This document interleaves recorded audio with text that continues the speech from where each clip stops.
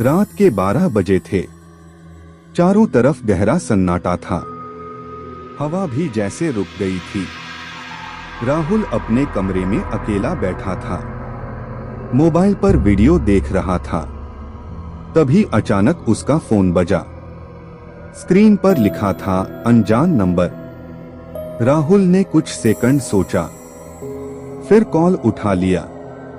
दूसरी तरफ से कोई आवाज नहीं आई, बस धीमी धीमी सांसों की आवाज। राहुल ने कहा, हेलो।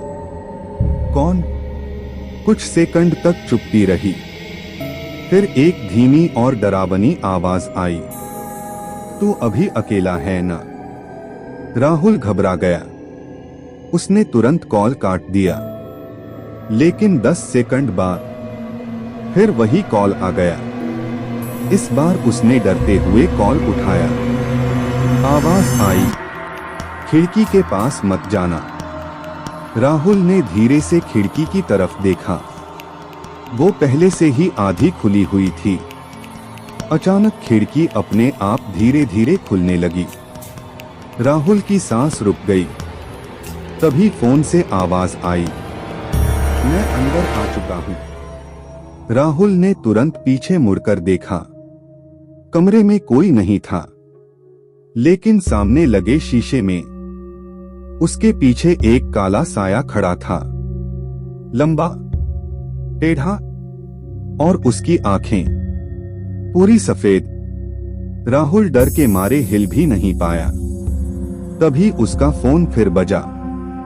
इस बार स्क्रीन पर लिखा था राहुल कॉलिंग। राहुल के हाथ कांपने लगे।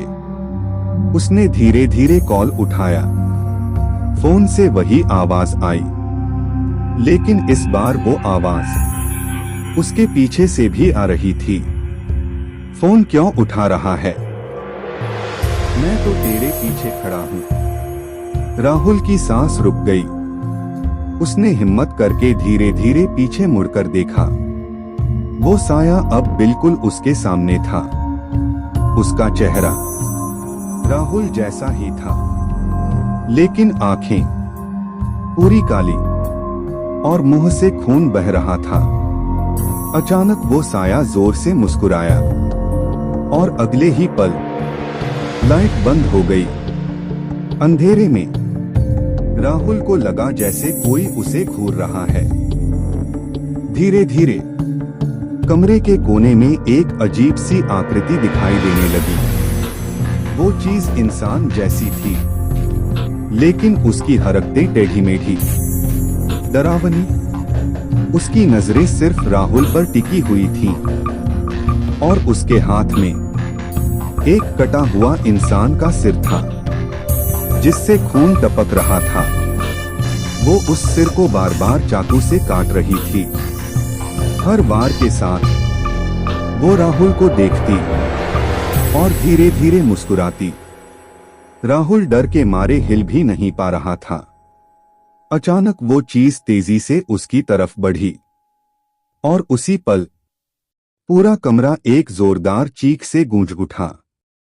अगली सुबह राहुल का कमरा अंदर से बंद मिला, लेकिन अंदर कोई नहीं था। बस शीशे पर उंगली से लिखा था, अब भी यही हूं। और नीचे धीरे धीरे अपने आप एक नया मैसेज बन रहा था, अब तू अगला है।